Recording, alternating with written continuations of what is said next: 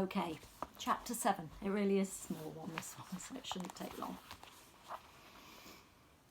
Somewhere inside her, Coraline could feel a huge sob welling up, and then she stopped it before it came out. She took a deep breath and let it go. She put out her hands to touch the space in which she was imprisoned. It was the size of a broom cupboard, tall enough to stand in or sit in, not wide or deep enough to lie down in.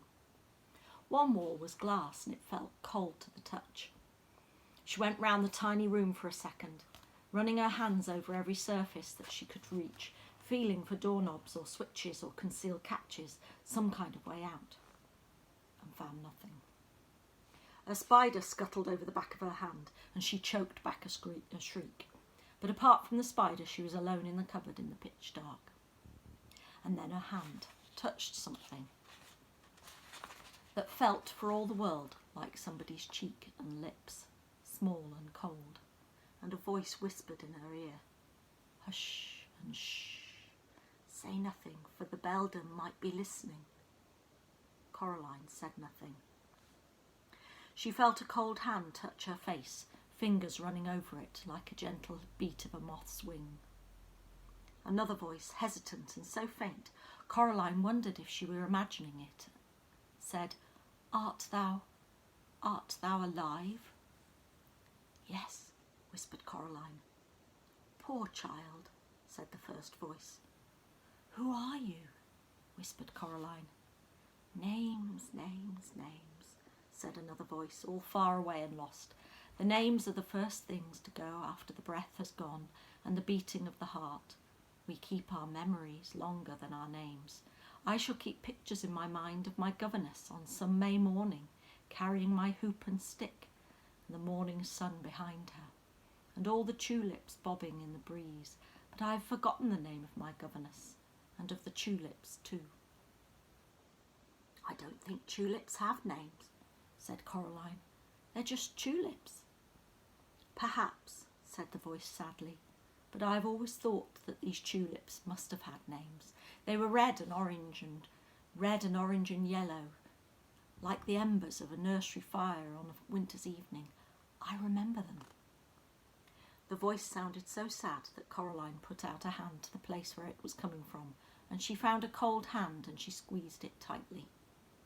Her eyes were beginning to get used to the darkness, and now Coraline saw, or imagined she saw, three shapes, each as faint and pale as the moon in the daytime sky.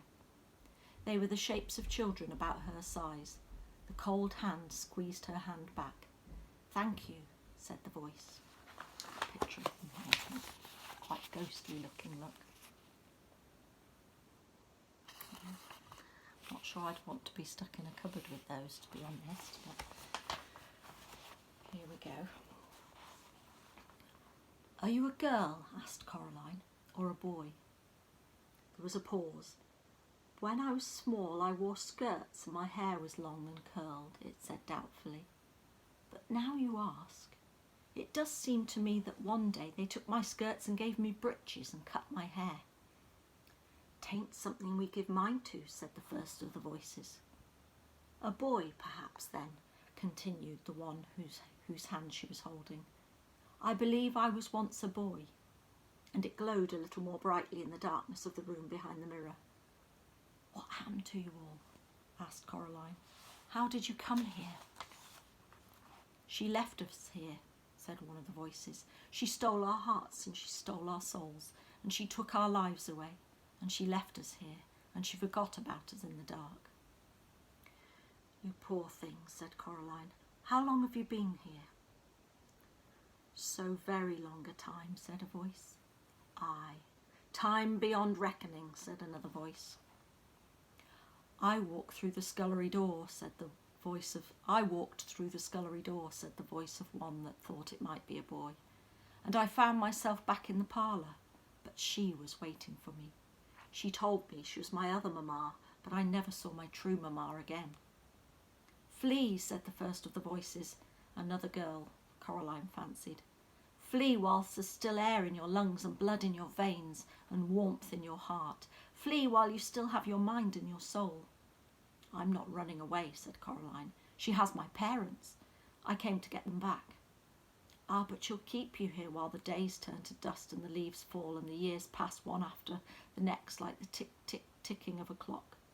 No, said Coraline, she won't. There was a silence then in the room behind the mirror. Peradventure, said a voice in the darkness, if you could win your mamma and your papa back from the beldam, you could also win free our souls.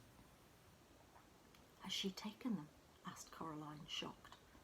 Aye, and hidden them. That is why we could not leave here when we died. She kept us, she fed on us, until now we're nothing left of ourselves, only snakeskins and spider husks. Find our secret hearts, young mistress. And what will happen to you if I do? Asked Coraline. The voices said nothing. And what is she going to do to me? She said.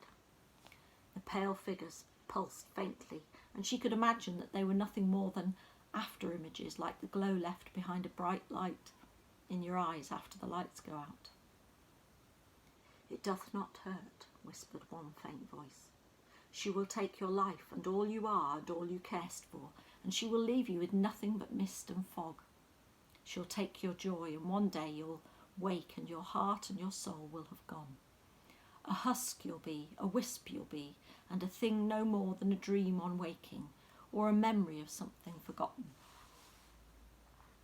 Hollow, whispered the third voice. Hollow, hollow, hollow, hollow.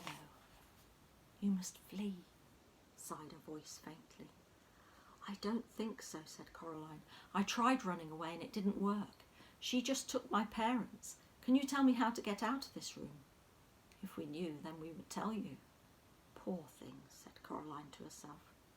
She sat down, took off her sweater and rolled it up and put it behind her head as a pillow.